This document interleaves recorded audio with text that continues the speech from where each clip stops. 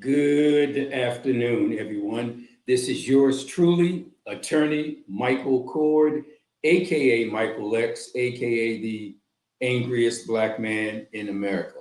And before I get into today's show, let me just explain to those who don't know why I say I'm the angriest black man in America. We all know and love the great, profound thinker, James Baldwin. And to paraphrase James Baldwin, he said, to be black and conscious in America is to be in a constant state of rage. Therefore, I say I'm the angriest black man in America.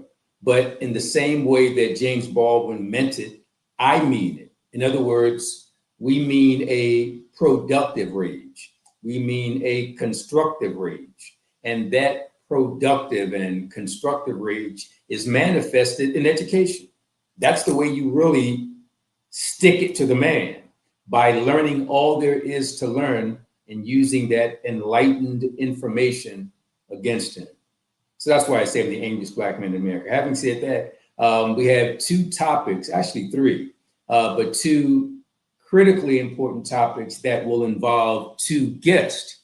There's a third topic, critically important, no guest apart from yours truly. I'll talk about that in just a couple of minutes. But my first guest today is a representative of the City of Philadelphia's Office of Reentry Partnerships. What does all that mean?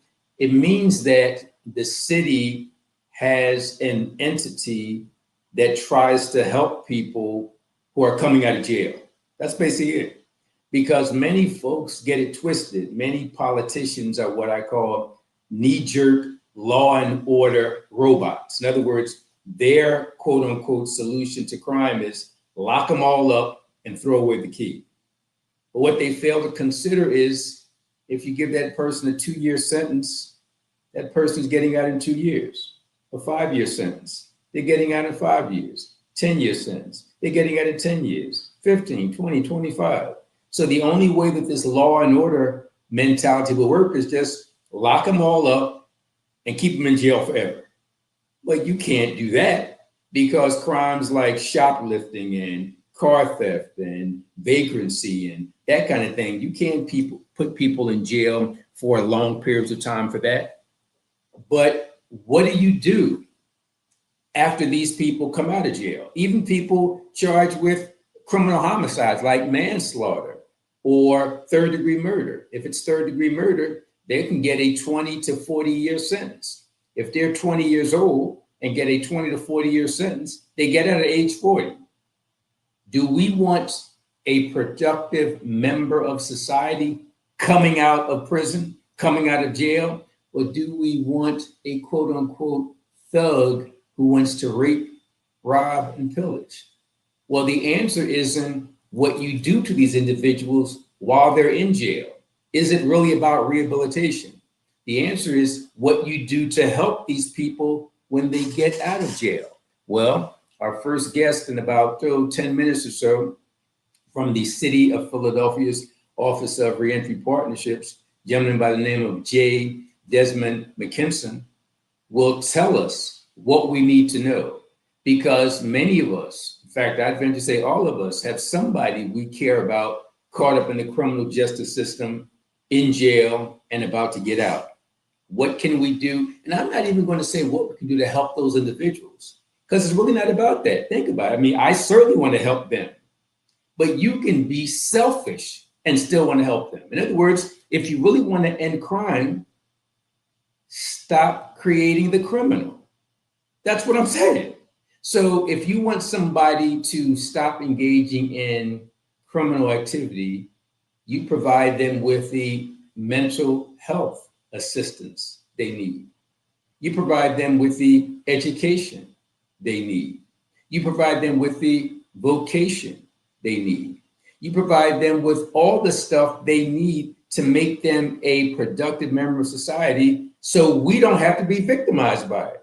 So you can talk about supporting these people because you're concerned about your fellow human being, or you can talk about helping these people because you're concerned about your own self. You don't want to get killed. You don't want to get robbed. You don't want to get shot. And if you don't want those things to happen to you, do what needs to be done. I'm a criminal defense attorney, and 99.9% of my clients in violent criminal activity are aged, let's say, 18 to 25. 99% of them, 18 to 25. The horrible thing about them and their life is that they haven't gotten the opportunities that many of us on the outside have. Let me explain what I mean.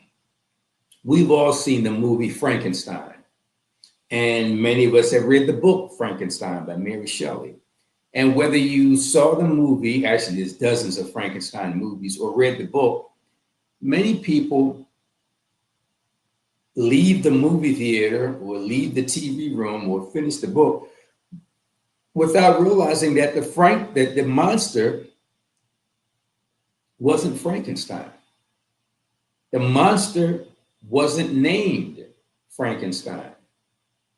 You might say, well, who was Frankenstein?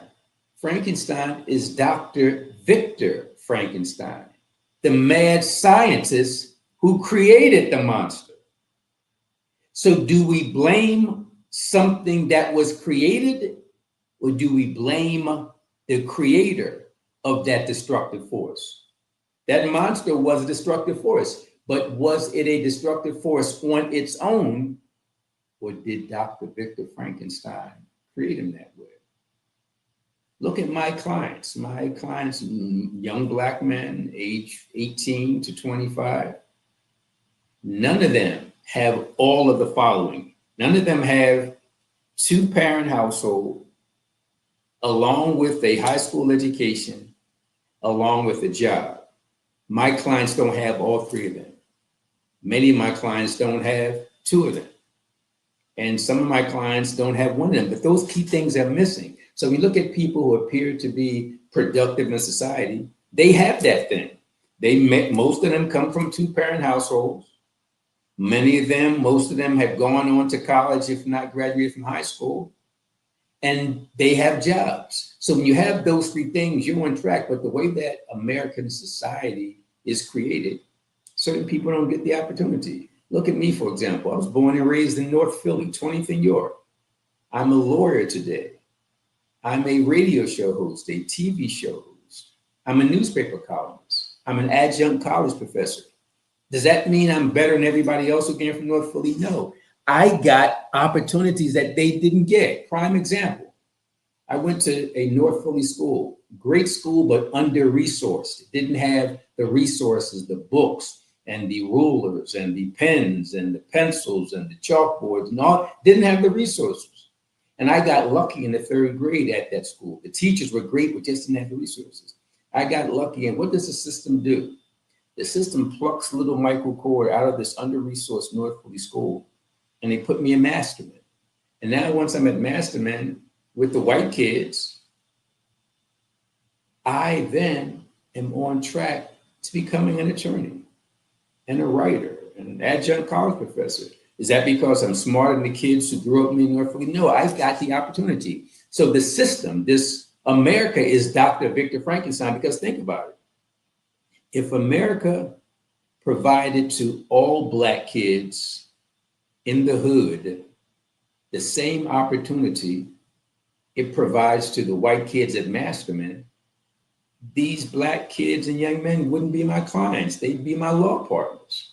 So think about that, because that's critically important. My clients are not genetically disposed to criminality. People who are convicted of crimes are not genetically disposed to criminality. Things happen. And yeah, they should be punished for the things that they do wrong, but they're not innately evil. What's evil is Dr. Victor Frankenstein. What's evil is the system that creates the environment, the society that produces my clients. And think about it. If the system were fair, instead of taking little Michael Cord out of this under-resourced North Philly school, they would keep Michael Cord there, and they would provide the same resources to that North Philly school called Pratt Arnold that they provide to Masterman. And once they give us the same stuff they give Masterman, then we're all on track to become doctors and lawyers and accountants and CPAs, or even plumbers or electricians or carpenters. So the system is Dr. Victor Frankenstein. The monster is just a product of that. When you see the horrific things that many of my clients have done and gone on to prison, you're just looking at the lesion, the ugly, pus-filled, cancerous sore, and you're flinching from it. You're repulsed by it, and you should be. But instead of just being repulsed by the ugly lesion, look at the cancer that causes the lesion. Look at the lack of opportunity in education, the lack of opportunity in employment, the lack of opportunity in drug rehab, the lack of opportunity in mental health. So when I talk to you about this stuff, it takes me straight to my guest, because this gentleman can tell you much more about what needs to be done to change the plight of folks who made mistakes, went to jail, but are about to get out. What do? We just open up the jail doors and say, hey, come on out. They still don't have an education. They still don't have drug rehab. They still don't have vocational training. They still don't have what it takes. But thankfully, there's something called the City of Philadelphia's Office of Reentry Partnerships. And even more thankfully, the Director of Communications and Strategy Partnerships at the Office of Reentry Partnerships is none other than my good friend, J. Desmond McKinson. I'm going to have him talk a little more about what he is and what he does, because the introduction I give is just going to be a quick one. And that quick one is going to be just that. I'm going to tell you, for example, that he's an award-winning policy and communications professional. I'm going to tell you that he's formerly on the Mayor's Commission on African American Males. So when we talk about the criminal justice system and policies pertaining to it, we talk about pardons and commutations. All those things are critically important. And when we have somebody like J. Desmond McKinson, we can give you the source that you need in order to get the information you need. And our producer engineer extraordinaire, Brother Roland, is lining up a guest, and we were told initially that it would be J. Desmond McKinson, but we might have someone else. And if we do have someone else, you know, the show must go on. So we'll continue with this topic, but we don't know if we will have J. Desmond McKinson as we initially thought. And because, as I just said, the show must go on, I believe we have Asada Thomas. And if we have Asada Thomas, who is the executive director, we can simply go with the executive director, who will tell you more about the City of Philadelphia's Office of Reentry Partnerships. So without further ado, executive director and none other than Asada. And what's your last name? Thomas. And Asada, we initially thought it would be Desmond, but we actually got better. No disrespect to Desmond. Executive director, we would prefer to have the executive director. So without further ado, that person is here, the executive director, Asada Thomas, executive director of the City of Philadelphia's Office of Reentry Partnerships. And let me just say a few things about it, and then I'm going to turn it over to the executive director. In my communication with Desmond, I learned so much about what the Office of Reentry Partnerships does. And for me, it's critically important, and that's why Desmond wanted to have this show today. It's critically important that people know precisely what the Office of Reentry Partnerships does. So without me simply reciting what I read or reciting what J. Desmond McKinson told me, we have the executive director who can tell us all about it. So, Madam Executive Director Asada Thomas, first tell us a little bit about yourself, because I want people to know when you start talking about this important stuff regarding criminal justice policy, it's not something you Googled last night and just started talking about it today. This is your life, your profession. So first talk a little bit about yourself, and then we'll talk about the office. Absolutely. First, thank you for having me. I'm so grateful to be here to be able to speak about my work. I want to keep the comments about myself lesser because it's less about me and more about the work. But certainly, I will start off by saying that I myself have a felony conviction, and so this work that I do is not about career. It's about passion. I was birthed and purpose to do the work that I do to support those who have been impacted by the criminal legal system. And I'm very careful to say legal instead of justice, because in most instances, there is no justice in the system. It's the criminal legal system. And so, because of my own situation happened some years ago, it propelled me into this work that I do to support persons who have been impacted. I have to tell you, in addition to all that you said, you're also modest and humble because you could spend 30 minutes talking about yourself, but you didn't. I don't know you, Asada Thomas, but I am so impressed with you because I'm talking about, and pardon my language, but what's this bullshit about the criminal justice system? There is no justice. Now, those are my words, the BS part, not yours. I'm sure you're thinking of it. But it's so discouraging to me. Like the courthouse I go to every day is called the Criminal Justice Center.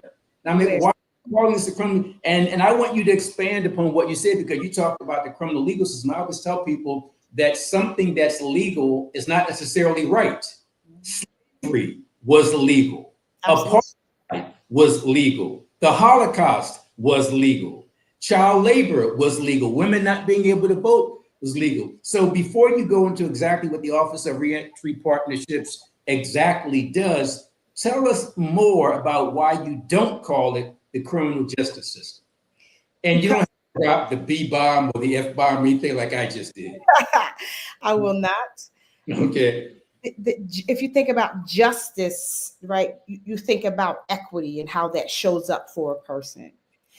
Particularly for Black and brown persons who are disproportionately impacted by this system, we have to call it what it is. And it is the legal system. And to your point, all of the horrific incidents that you mentioned, slavery, the Holocaust, and others were legal. But was it just? Was it justice?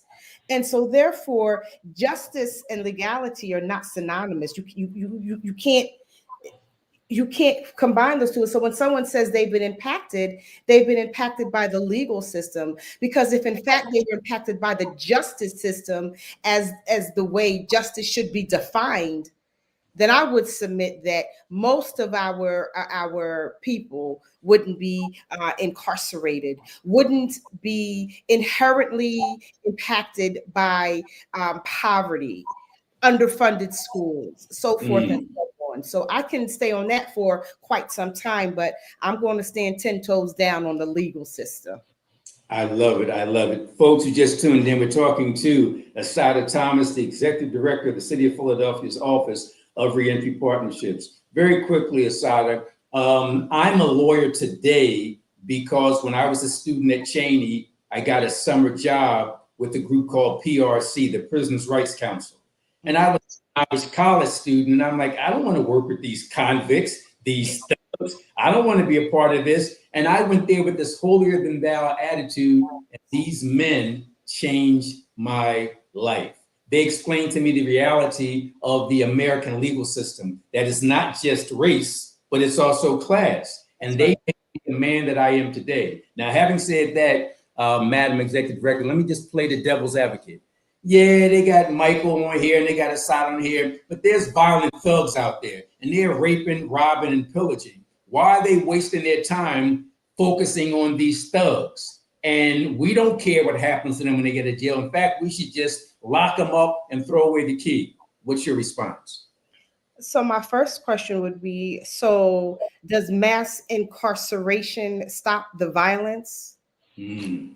That would be my first question. And in fact, it's a perpetuator of violence. And so if we're talking about these thugs and all the other names that you mentioned, let's first talk about the drivers of violence. And so the drivers of violence, as I spoke about, is impoverished neighborhoods, lack of access, underfunded schools, food scarcity, homelessness. So if we want to talk real talk. Let's talk about the drivers of violence before we talk about mass incarceration, because they got it twisted. They're saying that this is mass incarceration is going to stop the violence. Well, show me evidence, statistical evidence that supports that claim. Very well said. I just love, Madam Executive Director, that you're so composed, because I tend to yell and scream at people on issues like this, but you're just so composed, giving them the facts. So let's walk through the process. Let's say that I spent some time at CF, maybe nearly 2 years, or spent time in the state, and I can't read and write too well. I didn't have an education, and I had a drug problem that led me to do the crimes that I did. But I'm getting out tomorrow. Tomorrow, and somebody says, "Hey, are you familiar with this city agency, the Office of Reentry Partnerships?" And somebody says, and the person says, "No, I'm not familiar. What do they do? How can they help me?" What's your response? Sure. So I would first say reset with ORP, Office of Reentry Partnerships. And so for me, reentry should start technically the day one is incarcerated. We should begin preparing folks to come home. And so if we're talking about at CFCF, since that was your example, that means my team is behind the walls beginning to engage with this person so that we're establishing a baseline. So what are the needs? How is that showing up? And I will note that we're not determining what a person's needs are. Because see, for so long, people that are incarcerated, we think we know what's best for them instead of allowing them to talk about what freedom and success looks like for them. And so we engage with a person before they come home and begin that process. Now, for the ones that we can't, it's okay. When you leave from incarceration, you come to the Office of Reentry Partnerships, and we will begin to support your journey home. Now, of course, it's not monolithic, and it looks different for every person. And so once case management has begun this process of identifying what are the primary needs, what comes first? Because often when someone is released, the narrative is that they got to get a job, they got to get, well, Yes. that's not how it works. That's not how it works. We have to deal with the other needs first. So if a person is homeless, particularly street homeless, explain to me what job they're going to go to and be able to be successful.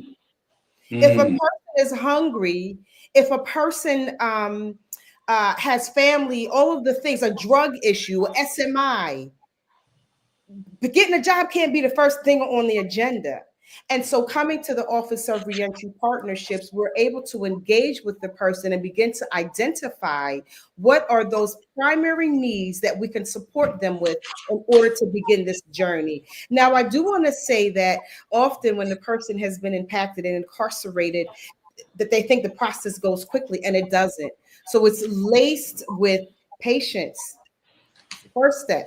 Second step, it doesn't happen overnight. We got to pace ourselves and have to really be mindful of what, again, each individual needs for their specific case. Big shout out to Desmond McKinson for having you on the show. I give him credit because he knew that as great as he is, having you to break it down the way that you are breaking down is powerful. You know, over my right shoulder is Brother Malcolm, and he said so many profound things. The most profound to me is make it plain. Yep. Because you can get these fancy professionals like you and fancy lawyers like me, and we can talk this esoteric academic stuff and nobody gets it. That's right. Make it plain the way that you're doing. We really appreciate it. Before we go on, what do you prefer? Madam Executive Director? Call me Asada, sir. I love Asada. I was hoping you were going to say Asada. Is that a name you took on yourself, or were your parents that conscious? They were not that conscious. That's the name I took on myself about 20 years ago. Powerful. Yeah. Powerful.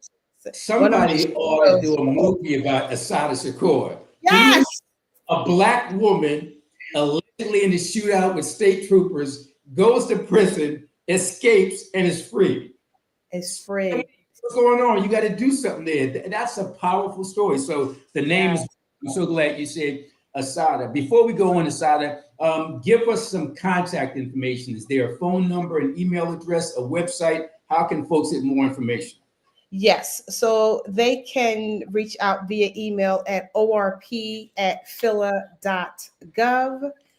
They can contact us at, here we go. Okay, Asad, to get what you need, get your life. And by the way, our Got it. producer, every time our guest gives out contact, he puts it right on the screen. So he has it at orp@phila.gov. So we do have that. So that's important. We have 215-683-3370. Give us that one again. Sure. 215-683-3370. And we certainly appreciate that. And at the end of the show, at the end of the interview, we'll talk more about that contact information and find out who should call. Is it the released inmate? Is it the family member? Who should do that? But before we get to that, let me ask you, in looking at information about the Office of Reentry Partnerships, I see something called, quote, comprehensive case management, unquote. What exactly is that? Yeah, I kind of alluded to it a little earlier. So when we think about case management, for us, it means holistically. And so again, it's driven by the person. And so my team will help to support, but it's driven by the person because see, we don't get to talk for somebody and say, well, this is what you need. It doesn't work that way. Person gets to decide for themselves what is most important. And so we help to guide depending on what the situation is. Well, maybe you want to think about this and maybe this trumps this, but they have the opportunity to decide what it is. And so comprehensive means that you can come more than one time, 2 times, 10 times, 12 times, however many amount of time, years that you need support in successfully reentering, then you continue to come. So that's a comprehensive piece in terms of there are a lot of things that are encumbered with case management, but those things continue despite how long or how short you've been home. Great information from Sister Asala. This stuff is extremely important. And also, I just love the way you phrase certain terms. When you talked about the criminal legal system as opposed to the criminal justice system. Do you cringe like I do when people refer to the type of folks you deal with as ex-cons? And if you do cringe when you hear that, why?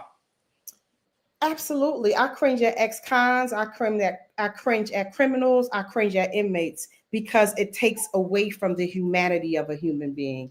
And so if I am in a conversation and my staff and anybody who knows me well will tell you, after the second inmates, I'm saying, excuse me, I'm very into language. And I'm going to say, you mean incarcerated person? Or incarcerated individual? Or prior incarcerated. And so language is very important because as soon as you criminal, that you already denoting something, you already in your mind have conjured up something else. And so it is important that we are guardians of the language and how people are referring. Because then I'm an ex-con. Right. So you have to think about how that's showing up in everyday language. 2 things I want to ask you based on what you just said. One, you've, at least on the website, it refers to, quote, justice impacted individuals. Yes. I never heard that. I like that. I want you to explain that. But before you do that, why do you feel confident and comfortable enough to share with the audience that you've been through the system? I mean, most people would deny that and lie about it, but you put it out there at the beginning of the show. Why is that? Because secrets revealed lose their power. And once I tell you what you're going to do, you're going to say, we don't want to talk to you anymore. Or girl, let's go. Tell me, how did that show up for you? How are you where you are now? Let me hear your story so that you can empower and impact other people. And see, for many years, I hid from it. But I understand that as a result of me hiding, I'm not helping anybody. And so even if you're rocking with me and you understand the nature of the legal system, then you understand how I move. And so understanding that me hiding and shying away from it is not helping anybody else. And so that's why I don't shy away from it. What was your other question? That phrase, justice impacted individuals. Yeah, right. You touched on it, but just expound upon it just a little bit more. Absolutely, because everyone who has been impacted wasn't necessarily incarcerated.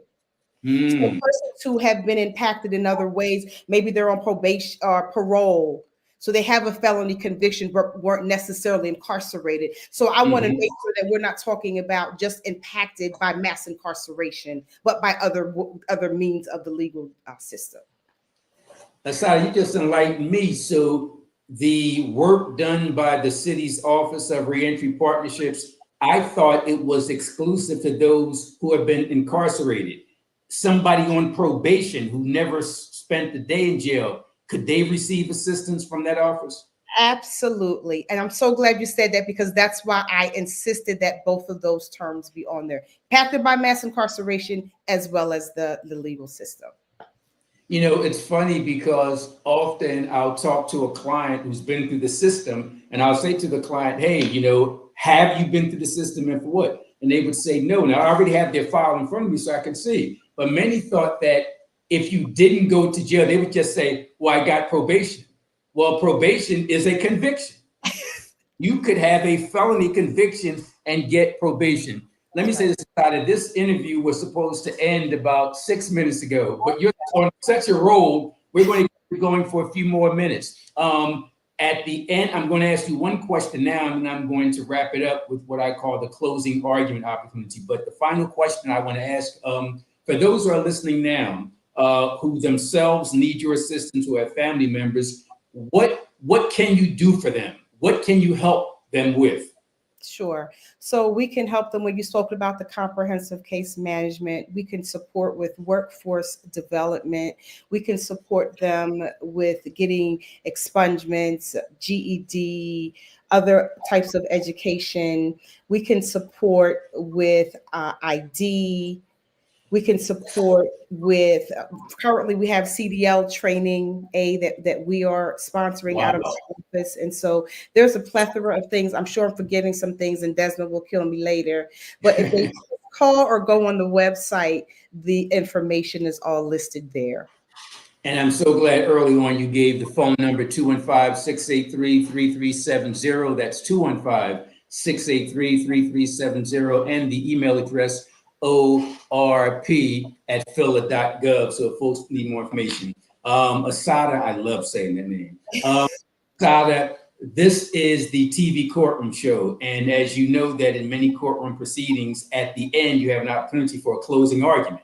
Well, we're going to give you a 3 to 4 minute closing argument. Is there anything you want to add? Anything you want to repeat? Anything you want to highlight? The final 3 or 4 minutes are yours. Yes, I would. And this wasn't asked, but this is something that I have been tackling lately. And it specifically relates to Second Chance Month, which is in April. I want to say, let's change the narrative of second chance to fresh start because second chance implies that there was a first chance. And so if there's not a first chance, inequities, lack of access, underfunded schools, the other things that we spoke about, then how are we giving a second chance? We're not giving a second chance because one hasn't had a first chance. And so that is my closing argument. Let's start changing the narrative of second chance and talk about fresh start. I got to tell you, jurors and judges love lawyers who get straight to the point.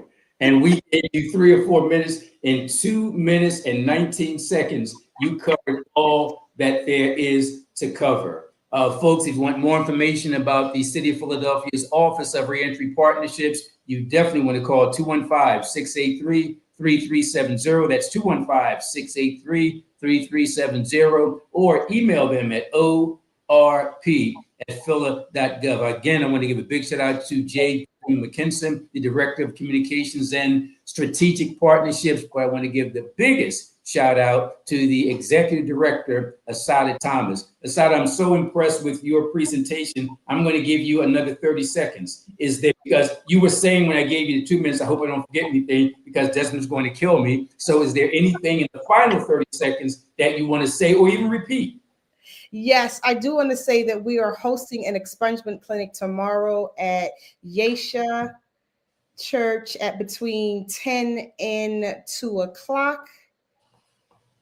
And let me look. Give me 1 second. And I'm so glad you mentioned that. And while you're getting that, that's critically important, expungement. And people don't realize that there was a time when lawyers like me would charge people an arm and a leg. Yes. But now you simply walk in, talk to the right people, and get an expungement. By the way, and you know, the more you talk aside, the more questions I would ask. And I love again the way you make it plain. So make it plain regarding expungement. What is an expungement? So an expungement typically is giving, and I'm going to let you explain because you're a lawyer, is giving somebody the opportunity to have their record cleared to be able to have that fresh start that they need with a job, with housing, etc. Well, you sound just like a lawyer because you broke that so simplistically. That was a wonderful thing. So I got to tell you, I'm really pleased that Desmond McKinson was able to connect with you. I assume you were going to be tied up doing a million things and you couldn't be here. So Desmond was going to be the relief pitcher or the backup quarterback. But we definitely have you, and we appreciate you. Thank you very much. In addition to this TV courtroom show, I also host something called the Radio Courtroom on WRD. I like to have you or Desmond or both of you on my radio show. So I'll reach out to him, connect with you both, and we'll take it from there. But I got to say, you are a wealth of information, and you're so real and down to earth and knowledgeable. And your name is Asada. Asada. Powerful. Say less. Thank you very much, Madam Executive. Absolutely. Madam Executive Director of the City of Philadelphia's Office of Reentry Partnerships. And I got to tell you, I was so impressed. A lot of times when I interview people, it's almost like pulling teeth, and it's kind of rigid and stiff. If this was like a conversation you and I were having, and other folks are listening, and they're going to pick up the phone and they're going to call 215-683-3370. That's 215-683-3370 to get even more information. Madam Executive Director, AKA Asada, thank you very much. Thank you so much. Thank you. My pleasure. That was great stuff, ladies and gentlemen, because, and I know because as I explained to the Executive Director of the Office of Reentry Partnerships, I'm a lawyer today because I met with a group of men back in the mid-'80s who were providing a service similar to this, not as thoroughly impressive and as sharp as what the City of Philadelphia's Office of Reentry Partnerships is doing, but they were right on track. They were well-intentioned. And that group, PRC, Prisoners' Rights Council, laid the foundation for entities and agencies like the City of Philadelphia's Office of Reentry Partnerships. So big shout out to Desmond McKinson, the Director of Communications and Strategic Partnerships, and very big shout out to Madam Executive Director Asada Thomas. In just about 30 seconds, we're going to have our next guest. And I did a lot of talking with Asada, but I think I'm going to do much more listening with our guests, because I've always been a student of African and African-American history without even knowing it.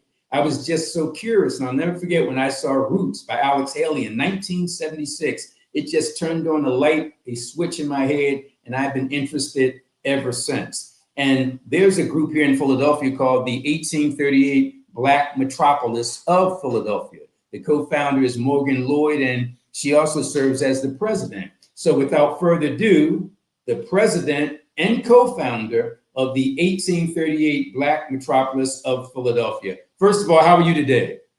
I'm good. How are you? I'm doing well. Correction, I'm doing great because we have you. I mentioned to you when I saw you less than a week ago that I love the work that you're doing, but there's also a selfish reason for me to say that. Back in 2000, early 2000, my group Attack, ATAC, fought for what we had at 6th and Market. And I was hoping that there was a young person who's going to come along and we could just not give the baton to, but dump the batons on and have you run with it. And I got to tell you, the stuff that I see from the 1838 Black Metropolis of Philadelphia just blows my mind. I think I told you that far too often the history of our people, whether it's history in Africa, history in America, or history right here in Philadelphia, is on these dusty old library shelves. And you and others of the 1838 Black Metropolis, you've taken that historical information and you converted it into cultural ammunition. And you're doing it in a way that's accessible to people. Now, I got to tell you, Morgan, I just spent about 2 or 3 minutes talking. And that's going to be it for me because I'm turning it over to you. You're going to be on for the next 15 to 17 minutes. And first, tell us exactly what is the 1838 Black Metropolis Philadelphia and why people should care. Okay, so we are an educational nonprofit that talks about the year, at least starting with 1838. The reason why we do that is because in 1838, there was a census taken by the free Black population here in the city of Philadelphia. And it was a way for them to fight back against a larger disenfranchisement that was taking place in the electoral process, as 30 Black men in Bucks County were able to turn the course of the election through their votes. And it was then that Pennsylvania at large realized they forgot to say white freedmen can only vote. So then our Black population created their own census. So if you're a Philadelphia fan like I am on terms of like our big figures, think like James Fortin and Absalom Jones and Richard Allen. They got together alongside so many other people that you may not know. They hired the first ever, at least to our understandings, Black statistician named Charles Gardner, and they went door to door collecting 18,768 entries. And It's those so amazing ancestors, to me, before you go on, that you're a walking encyclopedia. You just mentioned 18,768 off the top of your head. You didn't say approximately 18, 19,000. You broke it down. I'm so Mhm. impressed. Yeah. So when you think about that number, first off, for my friends who also need some like maybe historical context, our girl Harriet Tubman was 16 years old. So she didn't even do anything yet to contribute to this number.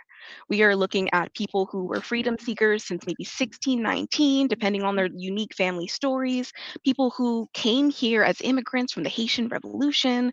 We're looking at people who found manumission or freedom sought in more recent years of that time, generations of families, and even incoming immigrants from other places we don't expect.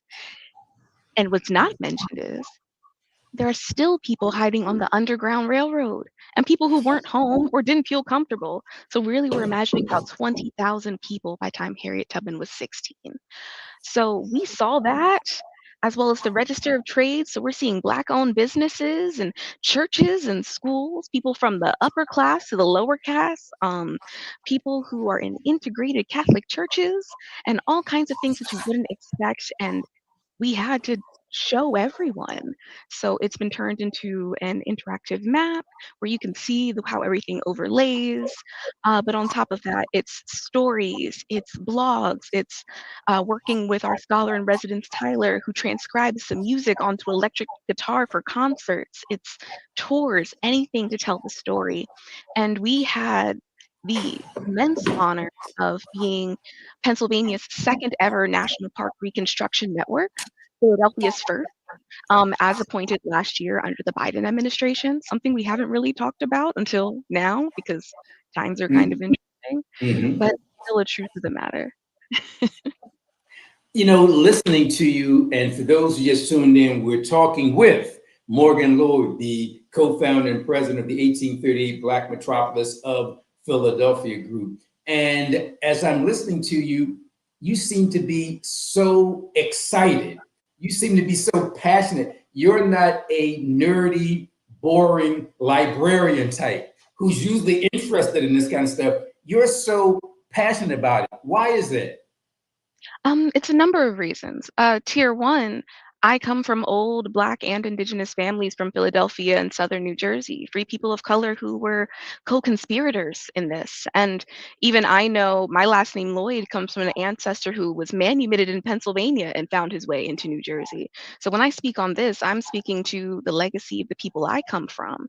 But beyond that, as a kid, I grew up in a space where even though I knew my truth, many teachers, when we would like talk about our family histories, wouldn't believe it to be true. So it's a good opportunity to help other people feel inspired, just to figure out whether or not this is their family legacy, or if not their family legacy directly, like everybody no matter where you are in the States, no matter where you are, even on the West, Africa, believe it or not, the more research we do, the more we realize there's some kind of Philadelphian touch point. And it's fun because there are so many people that you don't expect to pop up. I see Eastern Asian and Southeast Asian representation inside of that census. I see South Americans. I see Caribbeans.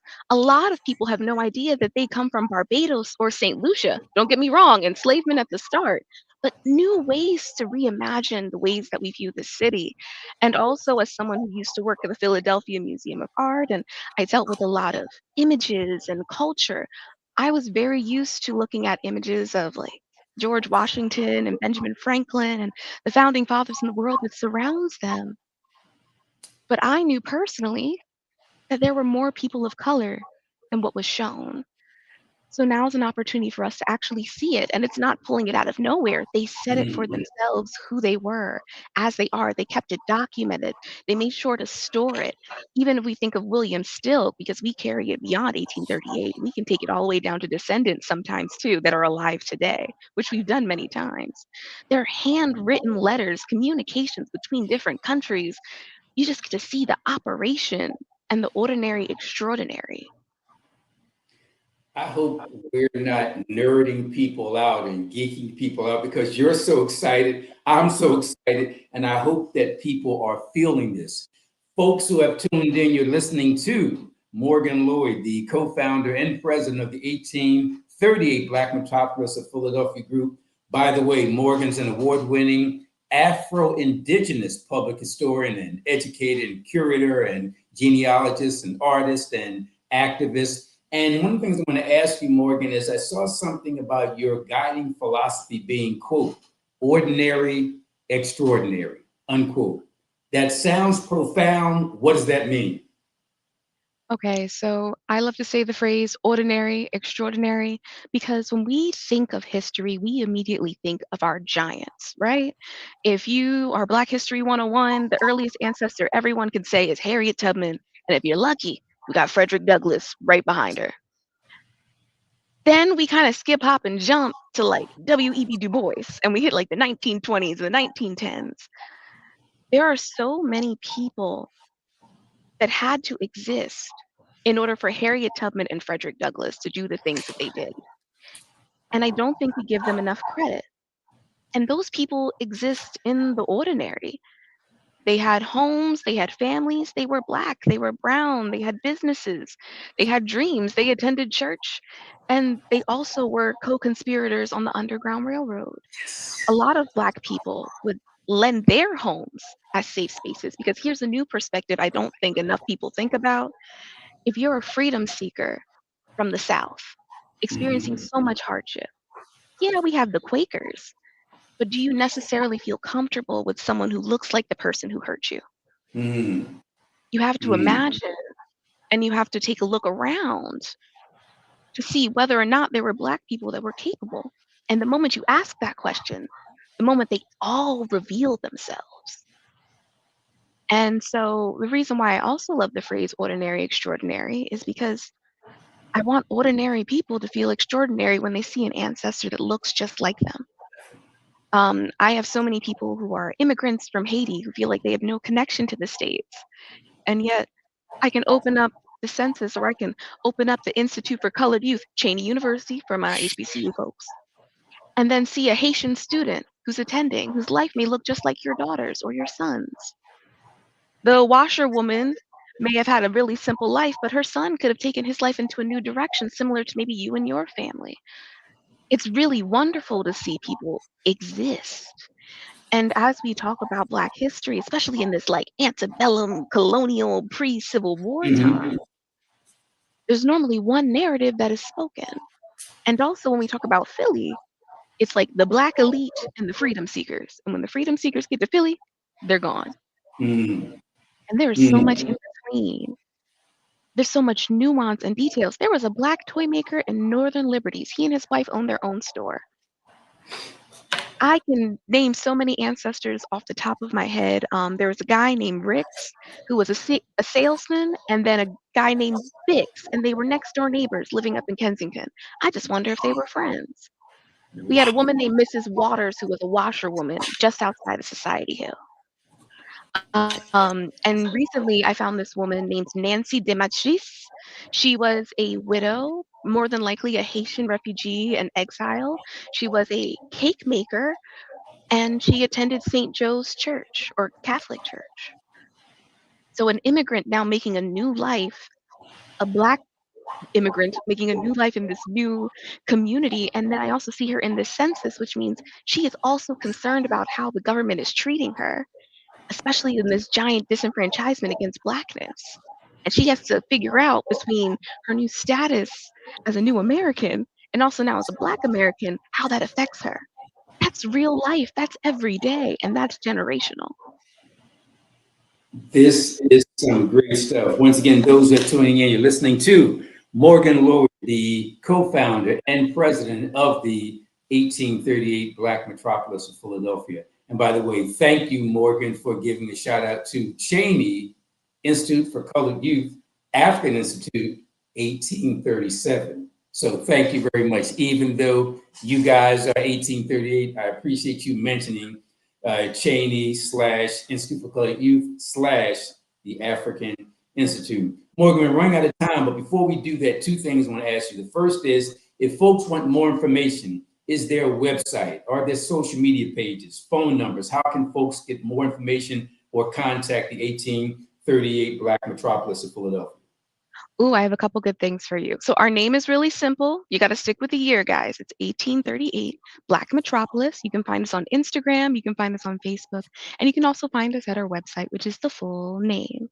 But also, since you brought up Cheney, the Institute for Colored Youth is part of our window. We take it from before 1838 into like 1880s.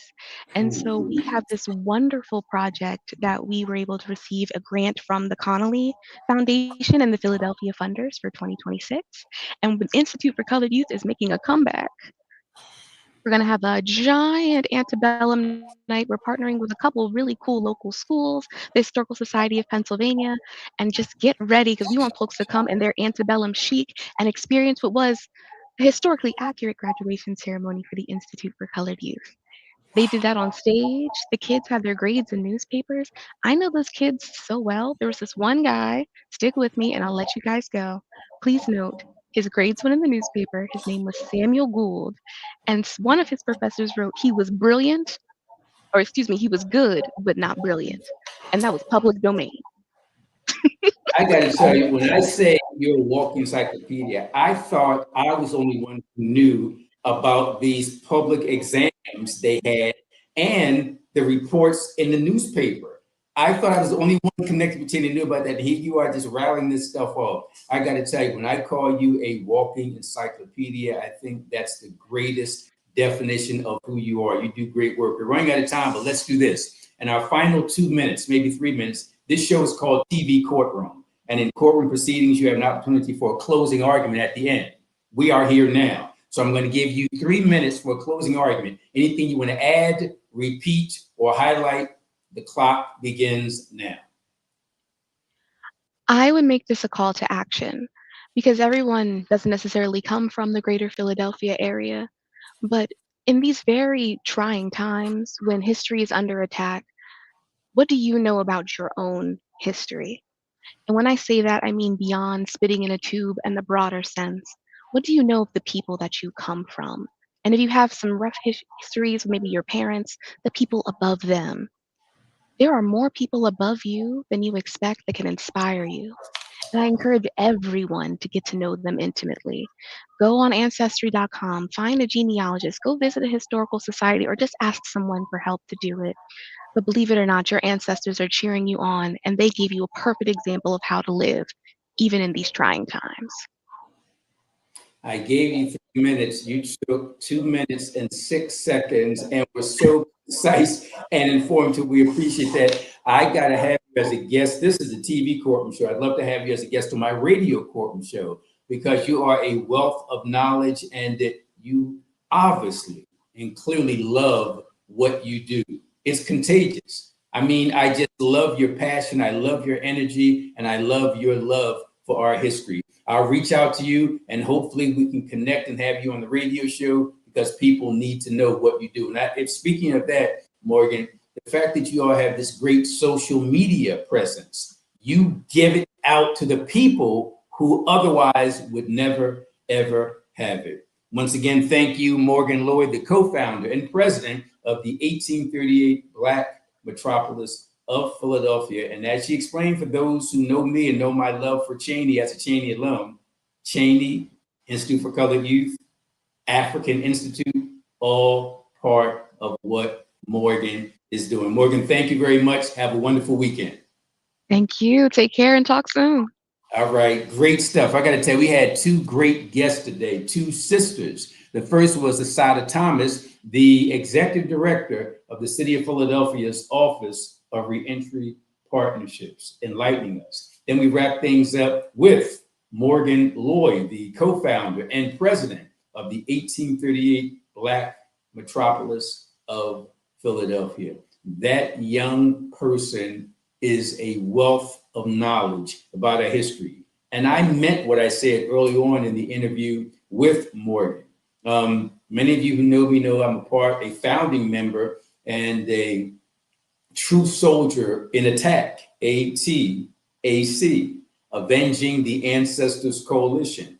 And ATTAC began our fight in 2002, and it was an 8-year battle. Then in 2010, the grand opening of the first and only slavery memorial of its kind on federal property. Grand opening took place December 15, 2010, after 8 years of constant battling to tell that story about our enslaved ancestors who were held in brutal bondage at America's first White House at 6th and Market, officially known as the President's House, officially known as the Executive Mansion, but it served in effect as America's first White House. And we all know that George Washington enslaved 316 of our ancestors at his Mount Vernon, Virginia plantation. Many don't know he illegally, and I do mean illegally, held 9 Black men, Black women, and Black children in brutal bondage, in slavery, at America's first White House here in Philadelphia